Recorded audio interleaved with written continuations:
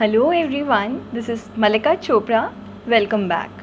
आज के हमारे इस वीडियो डिस्कशन का टॉपिक है कि हम अपने जो लॉजिकल रीजनिंग और डेटा इंटरप्रिटेशन का सेक्शन होता है हमारे एमबीए के एंट्रेंस एग्ज़ाम्स में या और भी कोई एंट्रेंस एग्ज़ाम्स जिसमें आपका लॉजिकल रीजनिंग चेक हो रहा है, तो उसके लिए कैसे प्रिपेयर करें।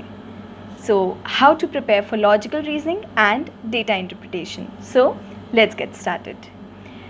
पहली चीज़ जो हमें इसमें ध्यान रखनी है कि ज़रूरी नहीं है कि आपको कोई फॉर्मूला ही अप्लाई करना है। क्या होता है कि लॉजिकल सेक्शन में बेसिकली आपका लॉजिकल माइंडसेट चेक होता है, तो उसमें आपसे काफ़ी तरीके के क्वेश्चंस पूछे जा सकते हैं, चाहे वो ब्लड रिलेशंस हो गए, सिटिंग अरेंजमेंट्स हो गए, नंबर सीरीज़ हो गए। तो काफ़ी बार आप ट्यूशन्स वगैरह जब लेंगे तो आप देखेंगे कि उनमें वो कहते हैं कि आप नंबर सीरीज़ में ये फॉर्मूलाज देखिए, वो देखिए। तो हो सकता है कि कई बार फॉर्मूलेज यूज़ में आ जाएं, बट मैक्सिमम क्वेश्चंस में हम लॉजिकल रीजनिंग की अगर बात करें तो फॉर्मूले नहीं बल्कि आपका लॉजिकल माइंडसेट जो होता है वो चेक होता है। और इसका मेन एम भी यही है कि भाई उन्हें आपका लॉजिकल माइंडसेट चेक करना है। तो ये चीज़ आप ज़रूर में ध्यान रखें कि फॉर्मूलेज आपकी हमेशा हेल्प नहीं करेंगे इस सेक्शन में, और आपका जो अपना लॉजिकल माइंडसेट है उसी को आप लगा के आगे क्वेश्चंस की तरफ बढ़ें। दूसरी चीज़ अगर हम बात करें इसमें तो वो है कि ज़रूरी नहीं है कि आपको पूरा क्वेश्चन सॉल्व करने के बाद ही आंसर पे पहुंचना है। तो इसके लिए आप क्या कर सकते हैं, आप ऑप्शंस रूल आउट कर सकते हैं। ऑप्शंस रूल आउट करने से मेरा मतलब ये है कि आपने जब क्वेश्चन पढ़ा तो हो सकता है कि आपको कुछ ऑप्शंस ऐसे लग रहे हों कि जो हो ही नहीं सकते उसके आंसर्स। कुछ ऑप्शंस ऐसे होते हैं, तो आपको पहले उन ऑप्शंस को क्रॉस करना है कि नहीं, ये आंसर्स तो मेरे क्वेश्चन के लिए पॉसिबल ही नहीं है। और उसके बाद आप बाकी के जो ऑप्शंस हैं उनको उस डेटा में सेट करके देखिए कि किससे आपका आंसर निकल रहा है। कई बार हम क्वेश्चन से आंसर पे नहीं पहुंच पाते, बट आंसर से क्वेश्चन पे पहुंच जाते हैं। तो इस चीज़ का भी आप ज़रूर ध्यान रखें।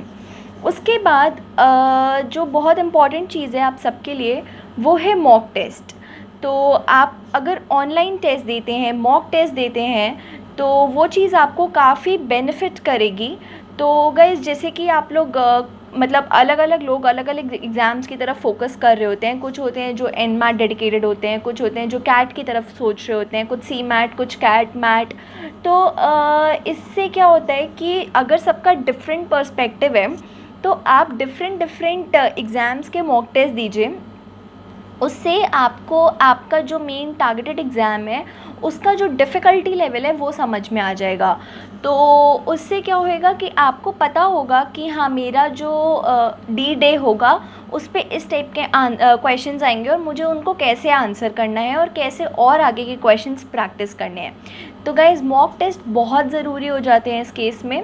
और मॉक टेस्ट देते हुए आप ये ध्यान रखिए कि जैसे अगर आप कोई अपने कैलकुलेटर्स वगैरह साथ में मत रखिए।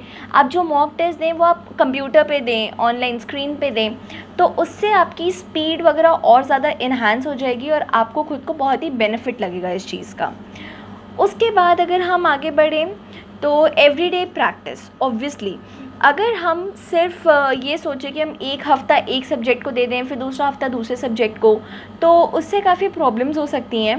तो इसीलिए हमें ध्यान में रखना है कि हम हर दिन एटलीस्ट 1 घंटा हर अपना जो सब्जेक्ट है उसके लिए निकालें। तो जब हम किसी भी एंट्रेंस की प्रिपरेशन करते हैं, मुझे पता है कि आपके साथ में ग्रेजुएशन की पढ़ाई चल रही हो सकती है, आपका वर्क एक्सपीरियंस, आप जॉब कर रहे हो सकते हैं, तो टाइम नहीं मिलता है। But this is very important, क्योंकि ये जो आपका 1 साल होगा प्रिपरेशन का, उसमें आपको ये चीज़ ज़रूर ध्यान रखनी है कि आप अपना जो टाइम है उसको मैनेज करें उस तरीके से कि आप सारे सब्जेक्ट्स को इक्वल टाइम, इक्वल इम्पॉर्टेंस दे पाएँ। क्योंकि सब में कुछ एग्ज़ाम्स ऐसे भी होते हैं जिसमें आपके सेक्शनल कट ऑफ्स होते हैं, तो आपको सारे सेक्शंस को साथ में लेके चलना है और हर दिन सबको प्रैक्टिस करना है। वरना क्या हो सकता है कि आप अगर मान लीजिए मैथ से डर गए या लॉजिकल रीजनिंग से डर गए, या कुछ लोग इंग्लिश से काफ़ी डरते हैं, तो उस केस में क्या हो सकता है कि आप पूरा का पूरा एक सेक्शन पीछे छोड़ के आगे बढ़ जाएंगे। बाकी के सेक्शंस में तो आपकी परसेंटाइल अच्छी आ जाएगी, बट एक आध सेक्शन में अगर रह गई तो उसमें आपके एडमिशन में काफ़ी दिक्कतें आ सकती हैं। तो गाइज़, ध्यान रखिए कि आप सारे सेक्शंस को साथ में लेके चलें और रोज़ सबको प्रैक्टिस करें। उसके बाद कई बार क्या होता है, क्योंकि जैसे अगर हमने ये बात करी कि हमारा ये एमबीए के एंट्रेंस एग्ज़ाम्स की हम बात कर रहे हैं, तो कुछ ट्रिकी क्वेश्चंस हो सकते हैं। तो ट्रिकी क्वेश्चंस में क्या होता है ना बेसिकली कि वो क्वेश्चन में कुछ ऐसा एक्स्ट्रा डेटा दे देते हैं जो ज़रूरी नहीं होता आपका आंसर तक पहुंचने के लिए। तो इसमें हमें बहुत ही ध्यान रखना है कि हम जो एक्स्ट्रा अपना जो डेटा दिया हुआ है क्वेश्चन में, हम उसको पहले देख लें कि हमें ये चीज़ नहीं यूज़ करनी है अपने आंसर में। या कई बार ऐसा भी होता है कि आपने अगर क्वेश्चन की कुछ डेटा देख के आप आंसर पे पहुंच गए, बट फिर आप ये सोचते रह जाएंगे कि यार हम आंसर पे तो पहुंच गए, बट ये बाकी की डेटा क्यों दिया हुआ है।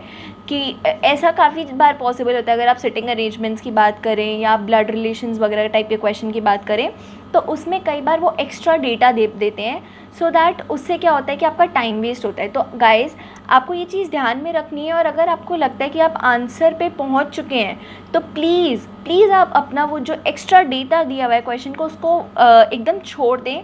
वो कई बार आपके ट्रिक क्वेश्चंस होते हैं और वो आपका टाइम वेस्ट करने के लिए होते हैं। So this is one very important point that you all have to take care about.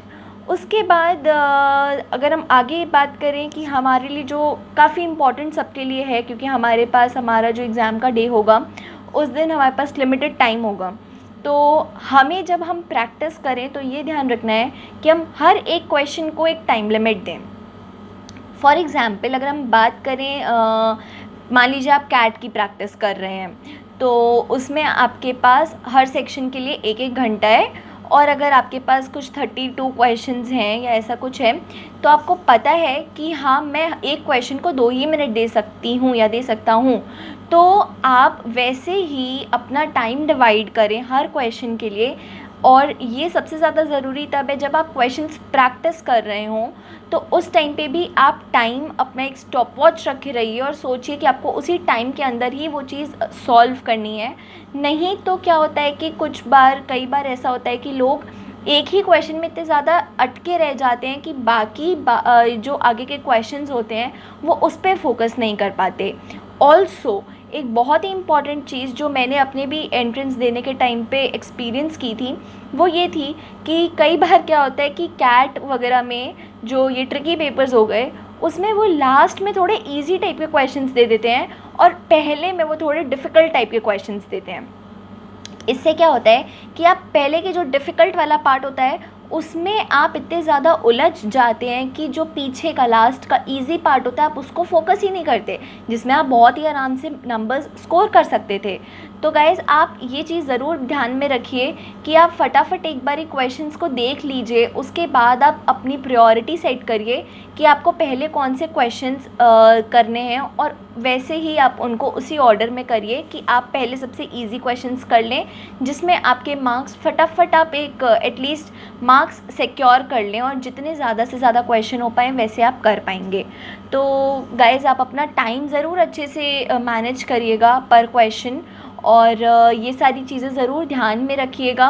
और ये चीज़ें आपकी जो है ये मेन लॉजिकल रीजनिंग के लिए काफ़ी वैलिड हैं, क्योंकि आप इंग्लिश वगैरह में ऑप्शंस ऐसे रूल आउट नहीं कर सकते इतने, या फिर ऑप्शंस को आंसर में सेट करके नहीं वो देख सकते हैं। तो आप ये चीज़ें ज़रूर ध्यान में रखिए। और गाइस, हमारी साइड से आज इतना ही। So guys, take your best decision. आप अच्छे से अपने आंसर्स सॉल्व करिए और मॉक टेस्ट काफ़ी दीजिए, प्रैक्टिस करते रहिए। और गाइस, अगर आपको हमसे कोई भी क्वेश्चंस हैं then please do ask in the comment section below.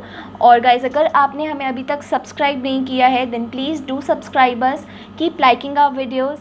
Thank you.